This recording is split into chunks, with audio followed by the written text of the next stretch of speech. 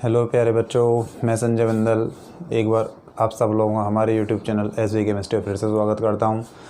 और प्यारे बच्चों, अब समय आ गया है एग्ज़ाम का।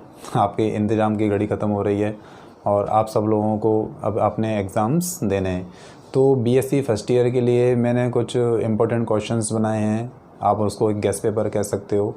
और जैसा कि हम ब्रज यूनिवर्सिटी से ताल्लुकात रखते हैं, तो ब्रज यूनिवर्सिटी के लिए और राजस्थान यूनिवर्सिटी के लिए आप ये क्वेश्चन देख सकते हो और इससे आप अपनी लास्ट टाइम पे एकदम जो जड़ी बूटी वाली तैयारी है वो तैयारी कर सकते हो। तो इसमें मैं प्यारे बच्चों आपके लिए लेके आया हूँ इनऑर्गेनिक केमिस्ट्री पेपर फर्स्ट के कुछ क्वेश्चंस। हालांकि ब्रज यूनिवर्सिटी ने ये तय कर दिया है कि अभी आपको केवल 2 ही क्वेश्चन करने हैं 10 में से, और आपका जो एग्ज़ाम का टाइम है वो 3 घंटे से घटा करके 1.5 घंटे कर दिया है। तो इसमें मैं समझता हूँ कि 2 क्वेश्चन करना बहुत बड़ी बात नहीं है। फिर भी कुछ बच्चे परेशान हैं, सिलेबस नहीं हो पाया, ये नहीं हो पाया, तो इसलिए मैंने कुछ क्वेश्चंस तैयार करे हैं, तो उनको आप देख सकते हैं। फिर भी मैंने 2 यूनिटों पर बहुत ज़्यादा फोकस करा है, बाकी 3 यूनिटों पर मैंने कुछ क्वेश्चन बनाए। मैंने हिंदी इंग्लिश और इंग्लिश मीडियम दोनों के लिए बनाए, तो आप उनसे अपना आप तैयारी कर सकते हैं। तो प्यारे बच्चों, मैंने कुछ क्वेश्चंस तैयार करे हैं जिसमें मैं आपको बताना चाहूँगा कि जैसे जो आपकी यूनिट फर्स्ट है आयनिक कंपाउंड वाली, आयनिक सॉलिड वाली, इसमें मैंने आपको देखो क्वेश्चन बनाए हैं। हालांकि ये मैं लिंक डिस्क्रिप्शन बॉक्स में दे दूंगा, आप वहाँ से इन क्वेश्चंस को देख सकते हो। तो देखिए प्यारे बच्चों, इसमें जो एक क्वेश्चन है इम्पोर्टेंट है, वो एक तो है इसमें बोर्न-हेबर साइकिल, यानी कि बोर्न-हेबर चक्र।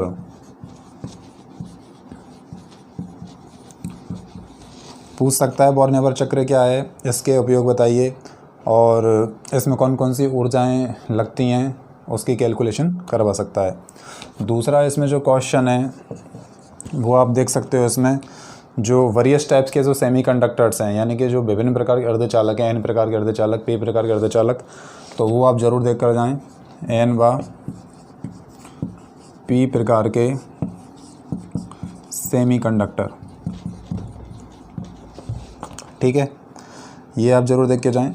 फिर इसमें मैंने जो क्वेश्चन नंबर 3 लिया है इसमें जो समन्वय संख्या 4 है, यानी कि जो टेट्राहेड्रल ज्यामितियाँ रखते हैं, यानी कि जो चतुष्फलकीय ज्यामितियाँ रखते हैं, उनके लिए त्रिज्या अनुपात की गणना करवा सकता है आपसे। जो रेडियस रेशियो है, त्रिज्या अनुपात की गणना, ये भी तुम्हारा कौन सा, कोऑर्डिनेशन नंबर 4 के लिए, कोऑर्डिनेशन नंबर 4 के लिए इनकी गणना करवा सकता है। फिर इसमें मैंने एक क्वेश्चन और शामिल करा है जिसके मुझे पूरे चांस लगते हैं आने के, कि मेटालिक बॉन्ड यानी कि धात्विक बंध क्या है, धात्विक बंध क्या है, और इसका वो एक्सप्लेनेशन करवा सकता है। इसमें आपसे वो लिथियम का एग्जांपल लेके पूछ सकता है कि लिथियम के विभिन्न प्रकार के जो बॉन्ड बनते हैं, जो बैंड बनते हैं, है ना, जैसे कि तुम्हारा संयुक्त बंध सिद्धांत है, मुक्त इलेक्ट्रॉन सिद्धांत है, इसमें 4 प्रिंसिपल दिए गए हैं जो मैंने क्लास में भी करवाए थे अपने कॉलेज के बच्चों के लिए, वो आप ज़रूर देख के जाएँ। मेटालिक बॉन्ड की विवेचना, ठीक है, मेटालिक बॉन्ड की विवेचना। फिर इसी में मैंने एक क्वेश्चन और इंक्लूड करा है प्यारे बच्चों, जिसमें हमें रिमार्क्स लिखनी है, टिप्पणियाँ लिखनी है। टिप्पणियों में आप एक तो जो फाजान्स रूल है, यानी कि जो फाजान्स का नियम है वो देख कर जाएं, फाजान्स रूल। दूसरा आप देख कर जाएं जालक ऊर्जा, जैसे अपन बोलते हैं लेटिस एंथैल्पी या लेटिस एनर्जी, जालक ऊर्जा, ठीक है।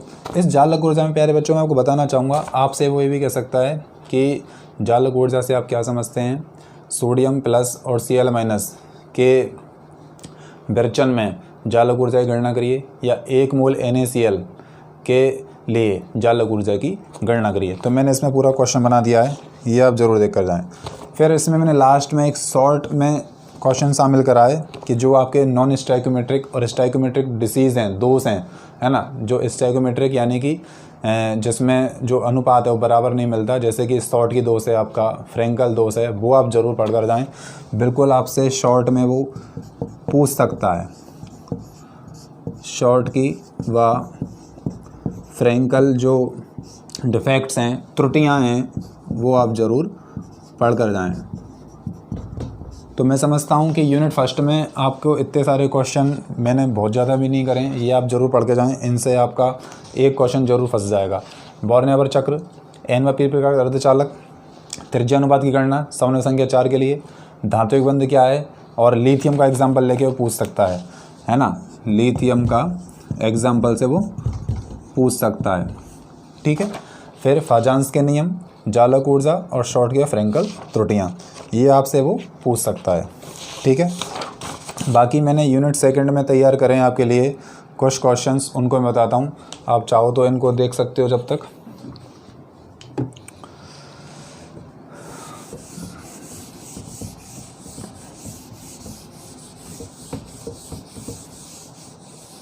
जो आपकी यूनिट सेकंड है प्यारे बच्चों, जो मैंने आपको यूनिट फर्स्ट के रूप में करवाई थी अपने कॉलेज में सबसे पहले, जिसमें देखिए आपकी कई सारे बच्चों ने, गर्ल्स ने मेरे से पूछा भी था सर बीबीटी हटा दी है। जी बिल्कुल, बीबीटी हटा दी गई है, बीबीटी आप नहीं पढ़ कर जाएं। और इसमें आपको यूनिट सेकंड जो आपकी कोवेलेंट बॉन्ड वाली है, यूनिट सेकंड सहसंयोजक बंध वाली है, जो कोवेलेंट बॉन्ड वाली है, जो कोवेलेंट बॉन्ड वाली में आप देखिए, एक तो आपसे पूछ सकता है कि कारण सही समझाइए, एक्सप्लेन विद रीजंस, कि जो सहसंयोजक बॉन्ड होते हैं वो डायरेक्शनल होते हैं, यानी कि जो कोवेलेंट बॉन्ड हैं वो डायरेक्शनल होते हैं आपके, है ना। सहसंयोजक बंध दिशात्मक होता है, सहसंयोजक बंध दिशात्मक। ठीक है, फिर आपसे पूछ सकता है कि NH3 ध्रुवीय अणु है, ठीक है, जबकि NF3 अध्रुवीय, यानी कि NH3 तुम्हारा पोलर है और NF3 आपका नॉन पोलर है, वो आपसे पूछ सकता है। फिर आपसे पूछ सकता है कि SF4 की जो ज्यामिति है वो विकृत डिस्ट्रॉल होती है, यानी कि डिस्ट्रॉटेड टेट्राहेड्रल होती है, विकृत बोलते हैं यानी कि खराब, विकृत चतुष्फलकीय होती है, टेट्राहेड्रल होती है, आप ये देख सकते हैं। ठीक है, ये क्वेश्चन तो इसमें ये है। अब देखिए, ये तो तुम्हारा हो गया बीबीटी वाला पार्ट। आप चाहो तो इसके बजाय पूरा की पूरा एमओटी वाला पोर्शन कर सकते हो। ठीक है, जहाँ से क्वेश्चन 100% डैम श्योर कह रहा हूँ आएगा। एमओटी में आप मार्कर और ऐसा ही चल रहा है। एमओटी में आप एक तो ये पढ़ के जाएंगे कि जो B2 और जो O2 मॉलिक्यूल हैं, है ना, वो अनुचुंबकीय होते हैं, यानी कि तुम्हारे पैरामैग्नेटिज्म होते हैं। ठीक है, दूसरा आपसे पूछ सकता है कि जो NO अणु है वो तुम्हारा अनुचुंबकीय है, जबकि जो तुम्हारा NO+ है वो तुम्हारा डायमैग्नेटिज्म है, यानी कि प्रतिचुंबकीय है, डायमैग्नेटिज्म है। ठीक है, ये पूछ सकता है, ये आपको ज़रूर देखना है। फिर आपको बॉन्ड ऑर्डर ज़रूर निकलवाएगा। मैंने क्लास में अपनी में करवाया भी था कि आपसे O2-2, O2- O2+ और O2+2, इनमें बॉन्ड ऑर्डर निकलवा सकता है। इसके लिए मैंने आपको एक ट्रिक भी बताई थी, आप 14 में करके, वो जो मैंने 2.5 कम करते चलेंगे। आपने जैसे 14 नाइट्रोजन है ना, नाइट्रोजन, इसका आपने मान लिया बॉन्ड ऑर्डर 3, इधर आप फिर 0.5 कम करते चलोगे, इधर 0.5 कम करते चलोगे। इस तरह से मैंने ट्रिक बताई थी, उससे आप इसको कर सकते हो। फिर इसमें एक क्वेश्चन है, N2 अणु है जो, वो तुम्हारा प्रतिचुंबकीय होता है, यानी कि तुम्हारा डायमैग्नेटिज्म होता है, जबकि N2 तुम्हारा पैरामैग्नेटिज्म होता है। ठीक है, ये वाला तुम कर सकते हो। ठीक है, ये वाला। और इसी में तुम्हारा फिर बच जाता है तुम्हारी, एक तो बेस्पर थ्योरी पूछ सकता है, वो BSEPR थ्योरी पूछ सकता है। और बेस्पर थ्योरी में आपको जो एग्जांपल लेने हैं वो आपको समझवाएगा कि बेस्पर सिद्धांत के आधार पर आप ClF3 की संरचना की व्याख्या करिए, है ना, या BrF5 की करवा सकता है, और तो और आपसे अमोनिया की भी करवा सकता है। ठीक है, इनकी एक्सप्लेनेशन करवा सकता है स्ट्रक्चर्स की, तो वो आपको देख कर जानी है। ठीक है, फिर इसमें लास्ट टॉपिक बचता है तुम्हारा संकरण, हाइब्रिडाइजेशन, और संकीर्ण में जो बहुत ज़्यादा आपको सिलेबस में हाईलाइट करके दे रखा है ICl2 माइनस ICl4 माइनस और IF5, ये सारे के सारे इंटर हेलोजन कंपाउंड्स हैं, अंतर हेलोजन यौगिक हैं। इनमें ज़रूर पूछ सकता है हाइब्रिडाइजेशन, संकरण। और मैंने आपको संकरण निकालने की ट्रिक क्लास में समझाई भी थी, तो आप यहाँ से देख सकते हैं। देखो प्यारे बच्चों, मैं ब्रज यूनिवर्सिटी को ज़्यादा हाईलाइट लेते हुए चल रहा हूँ, इसलिए मैं उसके पॉइंट ऑफ व्यू से ही बता रहा हूँ। यही सारे क्वेश्चन आपको राजस्थान यूनिवर्सिटी में भी काम आ जाएंगे। हम बात कर रहे हैं अपने राजस्थान की यूनिवर्सिटियों के बारे में, ठीक है। तो ये तुम्हारा यूनिट 3 होता है। उसके बाद में इतना भी आप कर लोगे तो 2 क्वेश्चन आपसे यहाँ से डैम श्योर बिल्कुल कंफर्म आपके आ जाते हैं, ठीक है। उसके बाद में अपन चलते हैं यूनिट 3 पे। यूनिट 3 में आपको 2-3 बातें ज़्यादा पढ़ के जानी हैं, वो मैं बता रहा हूँ कौन कौन सी पढ़ के जानी है आपको। देखिए लिथियम क्या है, एक ऑर्गेनोमेटालिक कंपाउंड है, यानी कि कार्य धात्विक यौगिक है। तो लिथियम जो तुम्हारा कार्य धात्विक यौगिक है,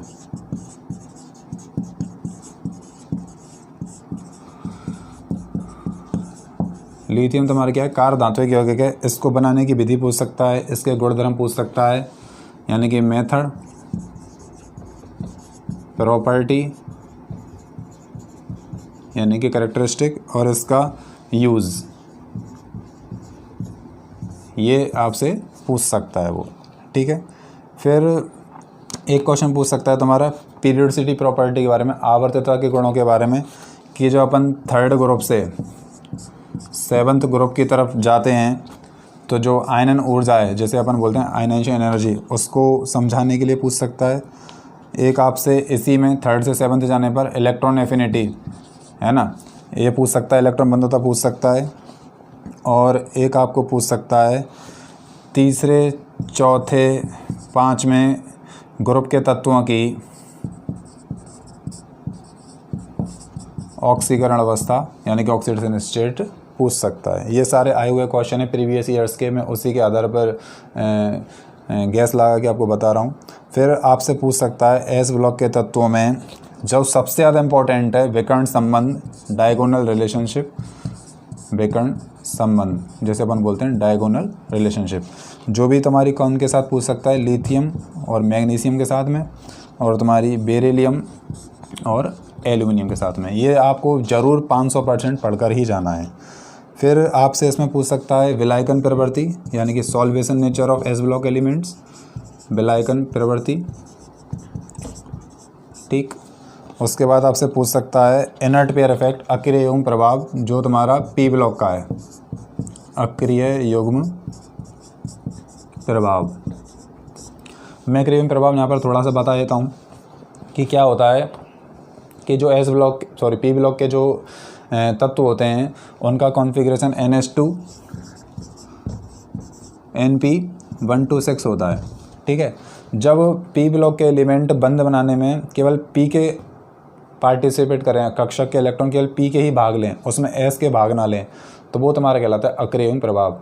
और ये तुम्हारे ग्रुप में 1-2 पीरियड को छोड़कर 3रे-4थे तत्वों से चालू हो जाता है। यानी कि कहने का मतलब क्या, जैसे आर्सेनिक है, आर्सेनिक के तुम्हारे जो पी कक्षक के इलेक्ट्रॉन है वो क्या करेंगे, बंध बनाने में पार्टिसिपेट करेंगे, उसके एस कक्षक के इलेक्ट्रॉन बंध बनाने में पार्टिसिपेट नहीं करेंगे। यही तुम्हारा कहलाता है अक्रिय युग्म प्रभाव, इनर्ट पेयर इफेक्ट। तो इसको आप समझ सकते हो, कर सकते हो, ठीक है। इसमें एक और आप टिप्पणी पूछ सकता है आपसे क्लेथरेट यौगिक के बारे में, क्लेथरेट कंपाउंड, क्लेथरेट यौगिक क्या होते हैं उससे पूछ सकता है। और एक जो एस ब्लॉक के जो तत्व हैं उनका आपसे पूछ सकता है, बायोलॉजिकल सिस्टम में इनका रोल प्ले पूछ सकता है, यानी कि जैविक तंत्रों में एस ब्लॉक के तत्वों का भूमिका पूछ सकता है, जिसमें मैंने आपको सोडियम पंप अपने कॉलेज में करवाया था, सोडियम पंप आपसे पूछ सकता है वो, ठीक है। तो ये आपके यूनिट 3 हो गए। अगर आप इतना भी करके जाते हो तो मेरा पूरा विश्वास है आप अच्छे मार्क्स प्राप्त कर सकते हो।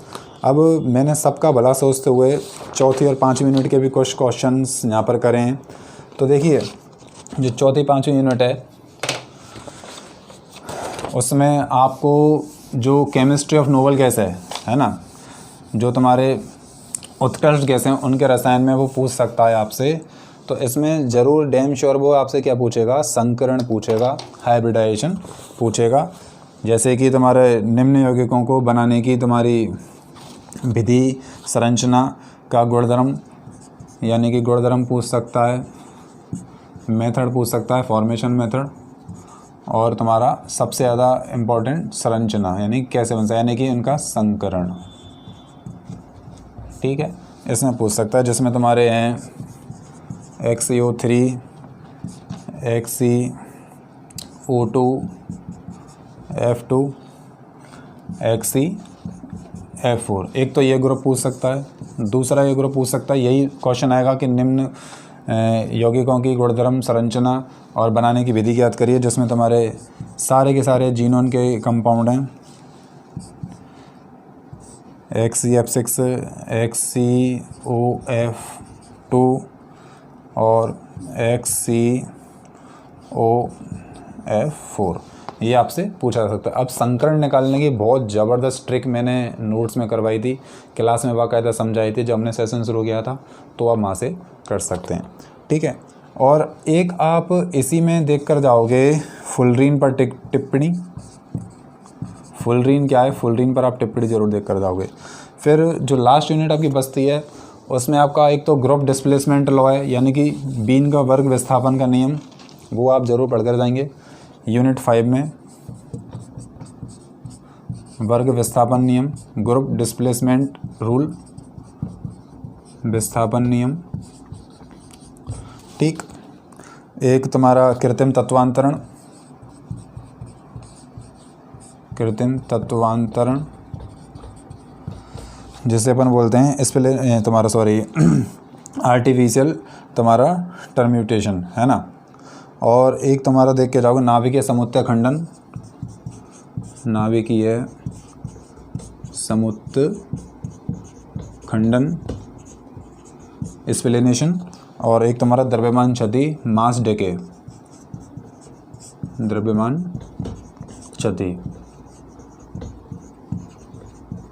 तो इसी के साथ तुम अपना कम समय में क्या कर सकते हो प्यारे बच्चों, तैयारी कर सकते हो। और मैं इसके लिए सजेस्ट करूँगा कि जिन बच्चों के पास हमारे वाले नोट्स नहीं हैं तो वो मार्केट से सुमित सॉल्व पेपर लेकर आएँ और सुमित सॉल्व पेपर में से वो ये क्वेश्चन कर सकते हैं। ठीक है, मुझे नहीं पता कि उसकी भाषा कैसी है, बस मैं आपके लिए क्वेश्चन बता रहा हूँ। और ये सारे आप कंटेंट तैयार करिए, नोट्स में मैंने सारा कुछ लिखवाया है। ऐसे ही मैं आपको ऑर्गेनिक और फिजिकल केमिस्ट्री के गैस पेपर मोस्ट क्वेश्चन के रूप में अपलोड कर दूंगा।